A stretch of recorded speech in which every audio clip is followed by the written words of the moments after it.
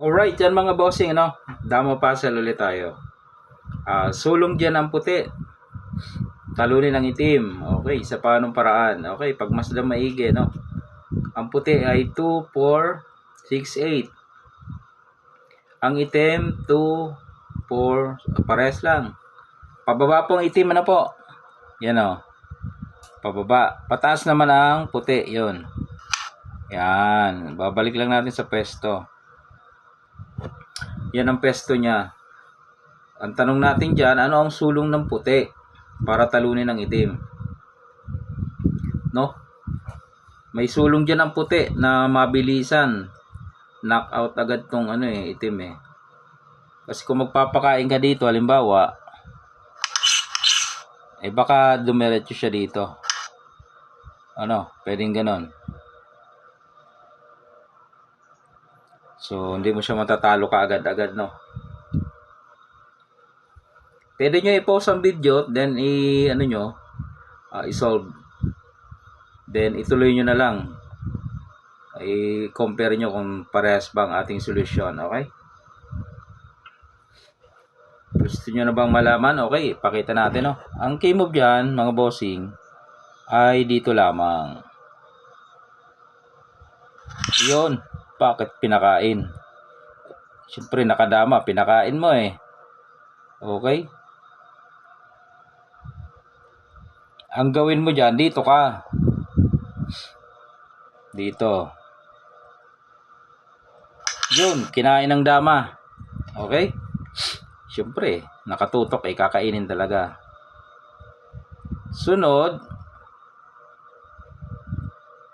pakain mo to. Yun, kain ka atras, kinain naman ng dama. Okay? Mabilis kasi. No? Pagkatapos, pakain mo na to para makatres ka. 1, 2, 3. Kain siya. Di kitang-kita mo na.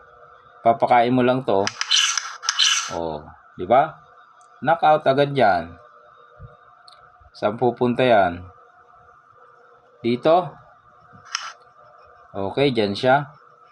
Dito ka saan tayo? Sa gitna. Para ito lang susulong niya. Tututukan natin. Iilag yan. Okay?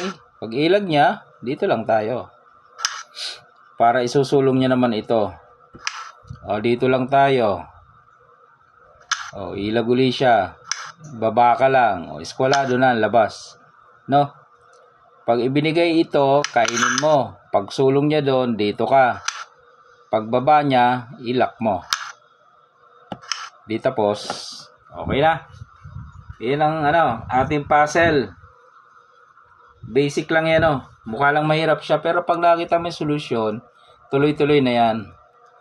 Ayun, Pinakain lang mga bossing, para sa review natin. Yan pinakain lang, Yan, mabilis kasi yung galawan eh. Boom! Tapos, isusulong mo ito. Kinain. Tapos, patras ka lang. Para magkainan yan, Pagkain ng itim, kain ng puti atras. Yun, mabilis. Saka mo itetres. Ayun. Pagkain niya doon, ito na. Alright. Madali lang ating puzzle.